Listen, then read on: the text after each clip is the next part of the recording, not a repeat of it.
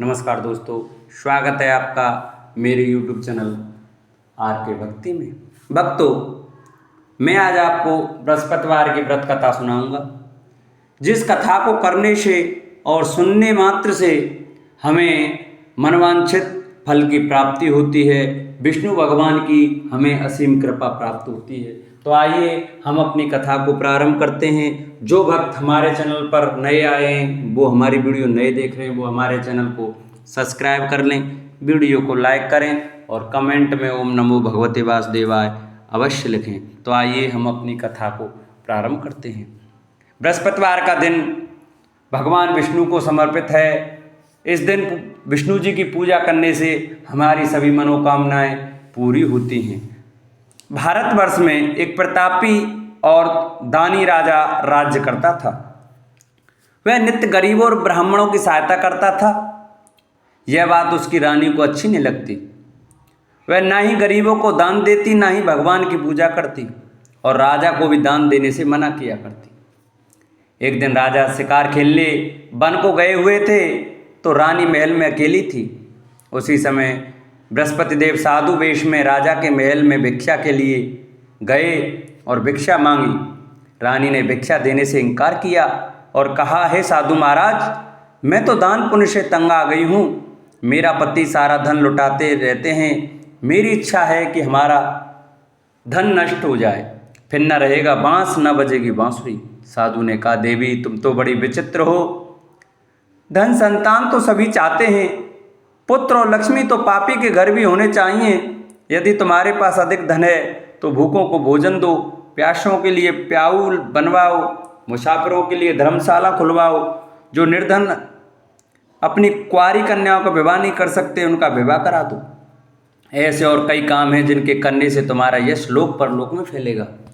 परंतु रानी पर उपदेश का कोई प्रभाव न पड़ा। वह बोली, महाराज आप मुझे कुछ न समझाएं। मैं ऐसा धन नहीं चाहती जो हर जगह बांटती फिरूं। साधु ने उत्तर दिया, यदि तुम्हारी ऐसी इच्छा है तो तथास्तु। तुम ऐसा करना कि बृहस्पतिवार को घर लीपकर पीली मिट्टी से अपना सिर धोकर स्नान करना, भट्टी चढ़ाकर कपड़े धोना। ऐसा करने से आपका सारा धन नष्ट हो जाएगा। इतना कहकर वह साधु महाराज वहां से अलोप हो गए। साधु के अनुसार कई बातों को पूरा करते हुए रानी को केवल 3 बृहस्पतिवार ही बीते थे कि उसकी समस्त धन संपत्ति नष्ट हो गई। भोजन के लिए राजा का परिवार तरसने लगा। तब एक दिन राजा ने रानी से बोला कि रानी तुम यहीं रहो, मैं दूसरे देश को जाता हूँ, क्योंकि यहाँ पर सभी लोग मुझे जानते हैं, इसलिए मैं कोई छोटा कार्य नहीं कर सकता। ऐसा कहकर राजा प्रदेश चला गया। वहाँ वह जंगल से लकड़ी काट कर लाता और शहर में बेचता। इस तरह वह अपना जीवन व्यतीत करने लगा। इधर राजा के प्रदेश जाते ही रानी और दासी दुखी रहने लगी। एक बार जब रानी और दासी को 7 दिन तक बिना भोजन के रहना पड़ा, तो रानी ने अपनी दासी से कहा, हे दासी, पास ही के नगर में मेरी बहन रहती है, वह बड़ी धनवान है, तू उसके पास जा और कुछ ले आ, ताकि थोड़ी बहुत गुजर बसर हो जाए। दासी रानी की बहन के पास गई।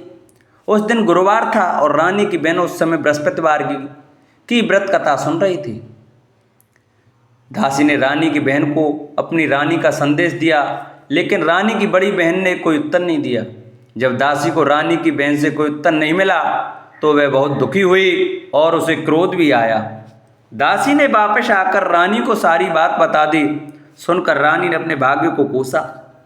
उधर रानी की बहन ने सोचा कि मेरी बहन की दासी आई थी, परंतु उससे मैं नहीं बोली, इससे वह बहुत दुखी हुई होगी। कथा सुनकर और पूजन समाप्त करके वह अपनी बहन के घर आई और कहने लगी, हे बहन, मैं बृहस्पतिवार का व्रत कर रही थी, तुम्हारी दासी मेरे घर आई थी, परंतु जब तक कथा होती है तब तक ना तो उठते हैं और ना ही बोलते हैं, इसलिए मैं नहीं बोली। कहो दासी क्यों गई थी? रानी बोली, बहन तुमसे क्या छिपाऊं, हमारे घर में खाने तक को अनाज नहीं था। ऐसा कहते कहते रानी की आंखें भर आईं। उसने दासी समेत पिछले 7 दिनों से भूखे रहने तक की बात अपनी बहन को विस्तार पूर्वक सुना दी। रानी की बहन बोली, देखो बहन, भगवान बृहस्पति देव सबकी मनोकामना को पूर्ण करते हैं। देखो शायद तुम्हारे घर में अनाज रखा हो। पहले तो रानी को विश्वास नहीं हुआ। वह बहन के आग्रह पर उसने अपनी दासी को अंदर भेजा तो उसे सचमुच अनाज से भरा एक घड़ा मिला। यह देखकर दासी की हैरानी हुई। दासी रानी से कहने लगी, हे रानी, जब हमको भोजन नहीं मिलता तो हम व्रत ही तो करते हैं, इसलिए क्यों ना इनसे व्रत और कथा की विधि पूछ ली जाए ताकि हम भी व्रत कर सकें। तब रानी ने अपनी बहन से बृहस्पतिवार व्रत के बारे में पूछा। उसकी बहन ने बताया, बृहस्पतिवार के व्रत में चने की दाल और मुनक्का से विष्णु भगवान का केले की जड़ में पूजन करें तथा दीपक जलाएं, व्रत कथा सुने और पीला भोजन ही करें। इससे बृहस्पति देव प्रसन्न होते हैं। व्रत और पूजन विधि बताकर रानी की बहन अपने घर को लौट गई। 7 दिन के बाद जब गुरुवार आया तो रानी और दासी ने व्रत रखा। गुड़साल में जाकर चना और गुड़ ले आई, फिर उससे केले की जड़ तथा विष्णु भगवान का पूजन किया। अब पीला भोजन कहाँ से आए, इस बात को लेकर दोनों बहुत दुखी थी। चूंकि उन्होंने व्रत रखा था इसलिए बृहस्पति देव उनसे प्रसन्न थे, इसलिए वे एक साधारण व्यक्ति का रूप धारण कर 2 थालों में सुंदर पीला भोजन दासी को दे गए। भोजन पाकर दासी बहुत प्रसन्न हुई। फिर रानी के साथ मिलकर भोजन ग्रहण किया। उसके बाद वे सभी गुरुवार को व्रत और पूजन करने लगी। बृहस्पति भगवान की कृपा से उनके पास फिर से धन संपत्ति आ गई, परंतु रानी फिर से पहले की तरह आलस्य करने लगी। तब दासी बोली, देखो रानी, तुम पहले इस प्रकार आलस्य करती थी, तुम्हें धन रखने में कष्ट होता था, इस प्रकार सभी धन नष्ट हो गया और जब भगवान बृहस्पति की कृपा से धन मिला है तो तुम्हें फिर से आलस्य होता है। रानी को समझाते हुए दासी कहती है कि बड़ी मुसीबतों के बाद हमने यह धन पाया है, इसलिए हमें दान पुण्य करना चाहिए, भूखे मनुष्यों को भोजन कराना चाहिए और धन को शुभ कार्यों में खर्च करना चाहिए, जिससे तुम्हारे कुल का यश बढ़ेगा, स्वर्ग की प्राप्ति होगी और पितृ प्रसन्न होंगे। दासी की बात मानकर रानी अपना धन शुभ कार्यों में खर्च करने लगी, जिससे पूरे नगर में उसका यश फैलने लगा। बृहस्पतिवार व्रत कथा के बाद श्रद्धा के साथ आरती की जानी चाहिए, इसके बाद प्रसाद बांटकर उसे ग्रहण करना चाहिए। एक दिन राजा दुखी होकर जंगल में एक पेड़ के नीचे आसन जमा कर बैठ गया। वह अपनी दशा को याद करके व्याकुल होने लगा। बृहस्पतिवार का दिन था। एकाएक उसने देखा कि निर्जन वन में एक साधु प्रकट हुए। वह साधु वेश में स्वयं बृहस्पति देवता थे। लकड़हारे के सामने आकर बोले, हे लकड़हारे, इस सुनसान जंगल में तू चिंता मग्न क्यों बैठा है? लकड़हारे ने दोनों हाथ जोड़कर प्रणाम किया और उत्तर दिया, महात्मा जी, आप सब कुछ जानते हैं, मैं क्या कहूँ? यह कहकर रोने लगा और साधु को अपनी आत्मकथा सुनाई। महात्मा जी ने कहा, तुम्हारी स्त्री ने बृहस्पति के दिन बृहस्पति भगवान का निरादर किया है, जिसके कारण रुष्ट होकर उन्होंने तुम्हारी यह दशा कर दी। अब तुम चिंता को दूर करके मेरे कहने पर चलो तो तुम्हारे सब कष्ट दूर हो जाएंगे और भगवान पहले से भी अधिक संपत्ति देंगे। तुम बृहस्पति के दिन कथा किया करो, 2 पैसे के चने मुनक्का लाकर उसका प्रसाद बनाओ और शुद्ध जल से लोटे में शक्कर मिलाकर अमृत तैयार करो। कथा के पश्चात अपने सारे परिवार और सुनने वाले प्रेमियों में अमृत व प्रसाद बांटकर आप भी ग्रहण करो। ऐसा करने से भगवान तुम्हारी सब मनोकामनाएं पूरी करेंगे। साधु के ऐसे वचन सुनकर लकड़हारा बोला, हे प्रभु, मुझे लकड़ी बेचकर इतना पैसा नहीं मिलता जिससे भोजन के उपरांत कुछ बचा सकूं। मैंने रात्रि में अपनी स्त्री को व्याकुल देखा है, मेरे पास कुछ भी नहीं है जिससे मैं उसकी खबर मंगा सकूं। साधु ने कहा, हे लकड़हारे, तुम किसी बात की चिंता मत करो। बृहस्पति के दिन तुम रोजाना की तरह लकड़ियां लेकर शहर को जाओ, तुम्हारा रोज से दुगना धन प्राप्त होगा, जिससे तुम भली भांति भोजन कर लोगे तथा बृहस्पति देव की पूजा का सामान भी आ जाएगा। इतना कहकर साधु अंतर्ध्यान हो गए। धीरे धीरे समय व्यतीत होने पर फिर वही बृहस्पतिवार का दिन आया। लकड़हारा जंगल से लकड़ी काटकर किसी शहर में बेचने गया। उसे उस दिन और दिन से अधिक पैसा मिला। राजा ने चना गुड़ आदि लाकर गुरुवार का व्रत किया।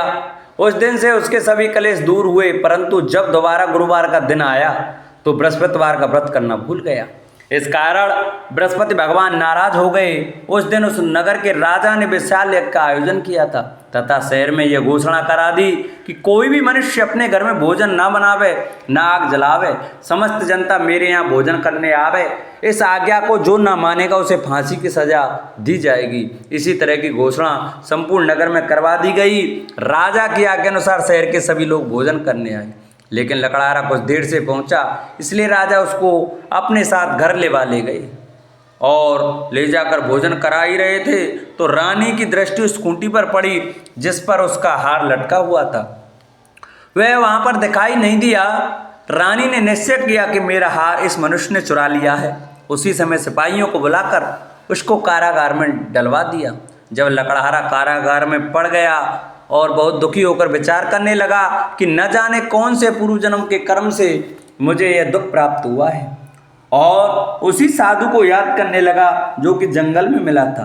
उसी समय तत्काल बृहस्पति देव साधु के रूप में प्रकट हुए और उसकी दशा को देखकर कहने लगे, अरे मूर्ख, तूने बृहस्पति देव की कथा नहीं सुनी करी, इस कारण तुझे दुख प्राप्त हुआ है। अब चिंता मत कर, बृहस्पतिवार के दिन कारागार के दरवाजे पर 4 पैसे पड़े मिलेंगे, उनसे तू बृहस्पति देव की पूजा करना, तेरे सभी कष्ट दूर हो जाएंगे। बृहस्पति के दिन उसे 4 पैसे मिले। लकड़हारे ने कहा, कहीं उसी रात्रि को बृहस्पति देव ने उस नगर के राजा को स्वप्न में कहा, हे राजा, तुमने जिस आदमी को कारागार में बंद कर दिया है वह निर्दोष है, वह राजा है, उसे छोड़ देना। रानी का हार उसी कुंटी पर लटका है, अगर तू ऐसा नहीं करेगा तो मैं तेरे राज्य को नष्ट कर दूंगा।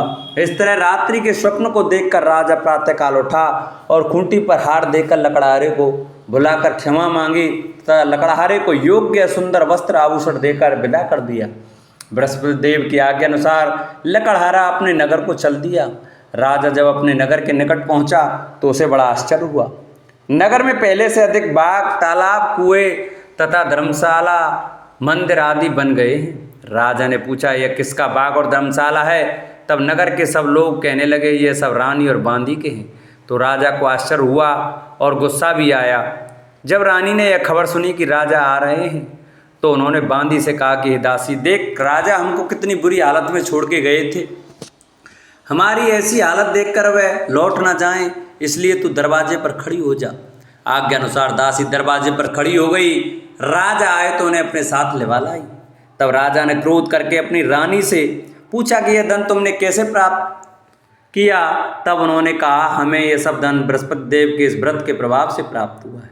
राजा ने निश्चय किया कि 7 रोज बाद तो सभी बृहस्पति देव का पूजन करते हैं, परंतु मैं प्रतिदिन दिन में 3 बार कहानी तथा रोज व्रत किया करूँगा। अब हर समय राजा के दुपट्टे में चने की दाल बंधी रहती तथा दिन में 3 बार कहानी कहता। एक रोज राजा ने विचार किया कि चलो अपनी बहन के यहाँ हुआ मैं। इस तरह निश्चय कर राजा घोड़े पर सवार हो अपनी बहन के यहाँ चलने लगा। मार्ग में उसने देखा कि कुछ आदमी एक मुर्दे को लिए जा रहे हैं। उन्हें रोककर राजा ने कहा, अरे भाइयों, मेरी बृहस्पति देव की कथा सुन लो। वे बोले, लो, हमारा तो आदमी मर गया है, इसको अपनी कथा की पड़ी है। परंतु कुछ आदमी बोले, अच्छा कहो, हम तुम्हारी कथा भी सुनेंगे। राजा ने दाल निकाली और जब कथा आदि हुई कि मुर्दा हिलने लग गया, और जब कथा समाप्त हो गई तो राम राम कह के मनुष्य उठकर खड़ा हो गया। आगे मार्ग में उसे एक किसान खेत में हल चलाता मिला। राजा ने उसे देख और उससे बोला, अरे भैया, तुम मेरी बृहस्पतिवार की कथा सुन लो। किसान बोला, जब तक मैं तेरी कथा सुनूंगा तब तक 4 हरैया जोत लूँगा, जा अपनी कथा किसी और को सुनाना। इस तरह राजा आगे चलने लगा। राजा के हटते ही बैल पछाड़ खाकर गिर गए तथा किसान के पेट में बड़ी जोर का दर्द होने लगा। उस समय उसकी माँ रोटी लेकर आई। उसने जब यह देखा तो अपने पुत्र से सब हाल पूछा और बेटे ने सभी हाल कह दिया। तो बुढ़िया दौड़ी दौड़ी उस घुड़सवार के पास गई और उससे बोली कि मैं तेरी कथा सुनूंगी, तू अपनी कथा मेरे खेत पर चलकर ही कहना। राजा ने बुढ़िया के खेत पर जाकर कथा कही, जिसके सुनते ही वे बैल उठ खड़े हुए तथा किसान के पेट का दर्द भी बंद हो गया। राजा अपनी बहन के घर पहुंचा। बहन ने भाई की खूब मेहमानी की। दूसरे रोज प्रातःकाल राजा जागा तो वह देखने लगा कि सब लोग भोजन कर रहे हैं। राजा ने अपनी बहन से कहा, ऐसा कोई मनुष्य है जिसने भोजन नहीं किया हो? मेरी बृहस्पतिवार की कथा सुन ले। बहन बोली, हे भैया, यह देश ऐसा ही है कि पहले यहाँ लोग भोजन करते हैं, बाद में अन्य काम करते हैं। अगर कोई पड़ोस में हो तो देखाऊं।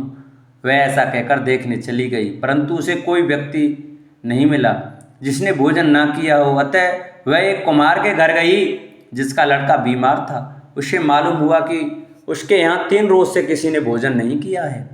रानी ने अपने भाई की कथा सुनने के लिए कुम्हार से कहा। वह तैयार हो गया। राजा ने जाकर बृहस्पतिवार की कथा कही, जिसको सुनकर उसका लड़का ठीक हो गया। अब तो राजा की प्रशंसा होने लगी। एक रोज राजा ने अपनी बहन से कहा कि हे बहन, हम अपने घर को जाएंगे, तुम भी तैयार हो जाओ। राजा की बहन ने अपनी सास से कहा। सास ने कहा, चली जा, परंतु अपने लड़के को मत ले जाना, क्योंकि तेरे भाई के कोई औलाद नहीं है। बहन ने अपने भैया से कहा, हे भैया, मैं तो चलूंगी, पर कोई बालक नहीं जाएगा। राजा बोला, जब कोई बालक नहीं चलेगा तब तुम भी क्या करोगी। बड़े दुखी मन से राजा अपने नगर को लौट आया। राजा ने अपनी रानी से कहा, वह निर्वंशी है, हमारा मुख देखने का धर्म नहीं है और कुछ भोजन आदि नहीं किया। रानी बोली, हे प्रभु, बृहस्पति देव ने हमें सब कुछ दिया है, वह हमें औलाद अवश्य देंगे। उसी रात को बृहस्पति देव ने राजा से स्वप्न में कहा, हे राजा, उठ, सभी सोच त्याग दे, तेरी रानी गर्भ से है। राजा की यह बात सुनकर बड़ी खुशी हुई। 9वें महीने में उसके गर्भ से एक सुंदर पुत्र पैदा हुआ। तब राजा बोला, हे रानी, स्त्री बिना भोजन के रह सकती है, पर बिना कहे नहीं रह सकती। जब मेरी बहन आवे तुम उनसे कुछ कहना मत। रानी ने सुनकर हाँ कर दिया। जब राजा की बहन ने यह शुभ समाचार सुना तो वह बहुत खुश हुई तथा बधाई लेकर अपने भाई के यहाँ आई। तभी रानी ने कहा, घोड़ा चढ़कर तो नहीं आई, गधा चढ़ी आई।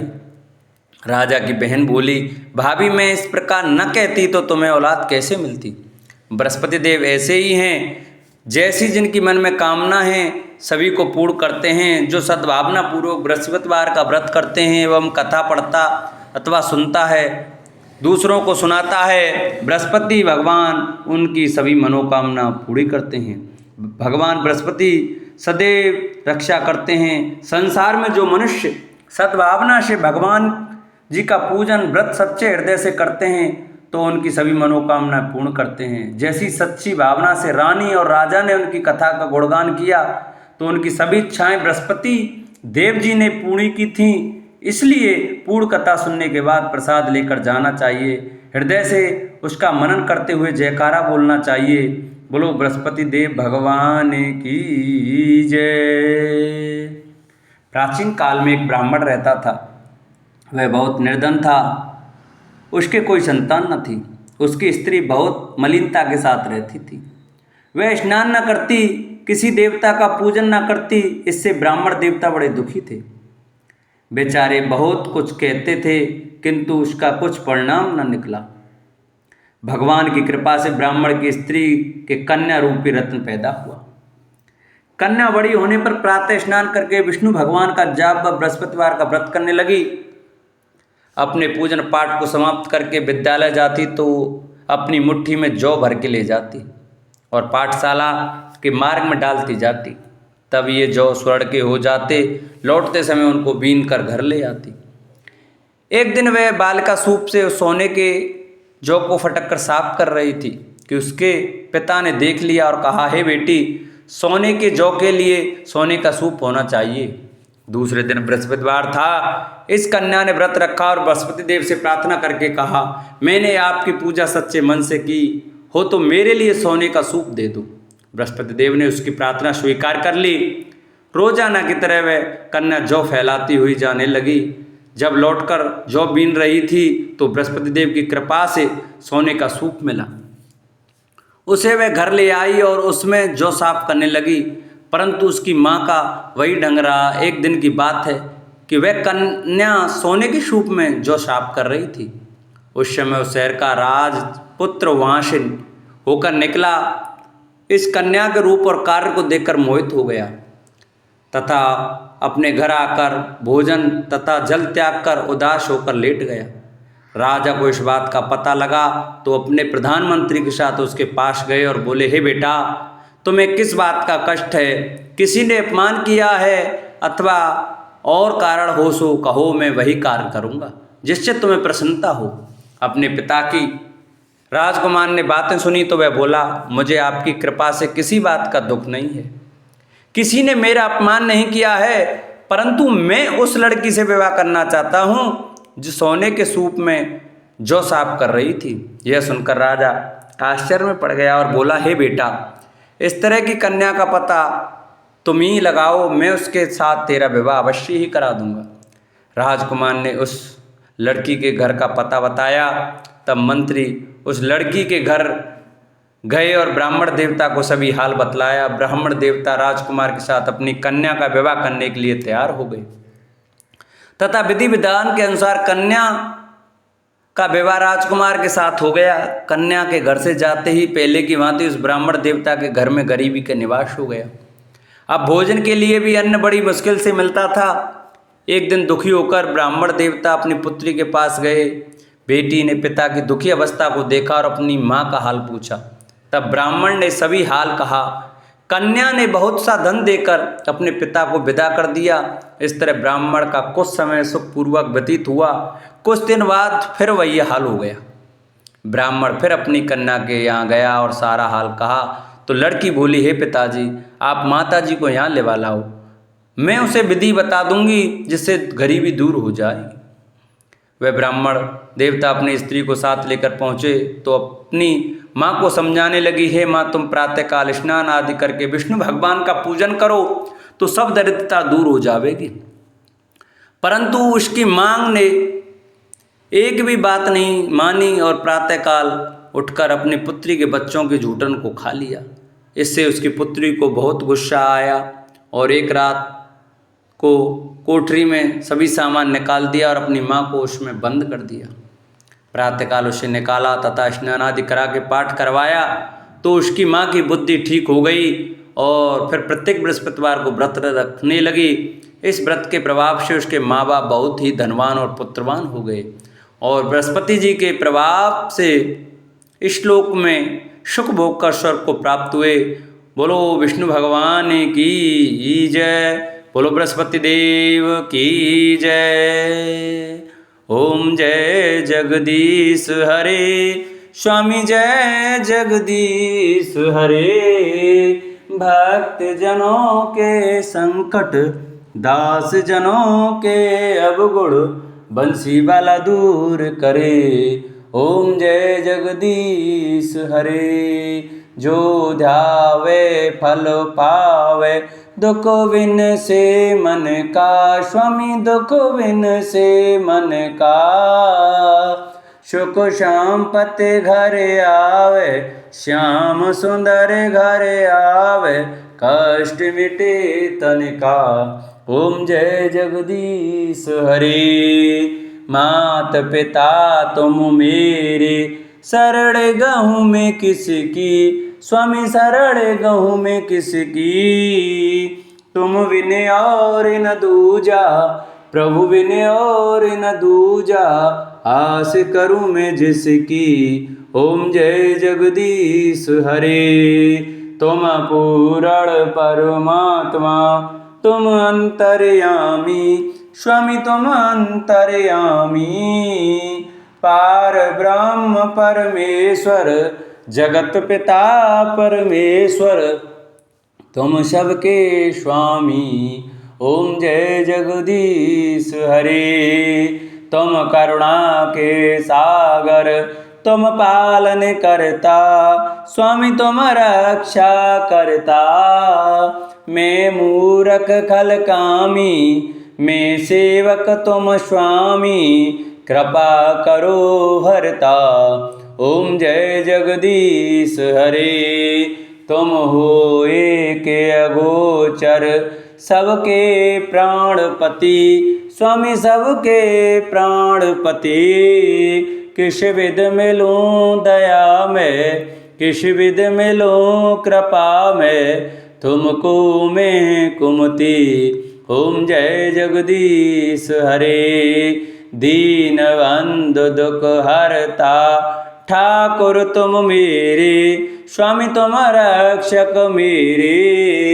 अपने हाथ उठाओ, अपने शरण लगाओ, द्वार पड़ा में तेरे। ओम जय जगदीश हरे। विषय विकार मिटाओ, पाप हरो देवा, स्वामी कष्ट हरो देवा। श्रद्धा भक्ति बढ़ाओ, श्रद्धा प्रेम बढ़ाओ, संतन की सेवा। ओम जय जगदीश हरे। तन मन धन सब कुछ है तेरा, स्वामी सब कुछ है तेरा। तेरा तुझको अर्पण, तेरा तुझको अर्पण, क्या लागे मेरा। ओम जय जगदीश हरे। पार ब्रह्म जी की आरती जो कोई नर गावे, स्वामी प्रेम सहित गावे। कहत शिवानंद स्वामी, भजत हरि हर स्वामी, मनवांचित फल पावे। ओम जय जगदीश हरे। ओम जय जगदीश हरे। स्वामी जय दीनानाथ हरे। स्वामी जय भोलेनाथ हरे। स्वामी जय सीताराम हरे। स्वामी जय राधे श्याम हरे। भक्त जनों के संकट, दास जनों के अवगुण, बंसी वाला दूर करे। ओम जय जगदीश हरे। बोलो विष्णु भगवान की जय। बोलो बृहस्पति देव भगवान की जय। जिन भक्तों को हमारी कथा अच्छी लगी हो वो हमारी कथा को ज़्यादा से ज़्यादा शेयर करें, जिससे और भी भक्त हमारी कथा का श्रवण कर सकें। हमारे चैनल को सब्सक्राइब करें, वीडियो को लाइक करें और कमेंट में ओम नमो भगवते वासुदेवाय लिखना न भूलें। बोलो बृहस्पति भगवान की जय।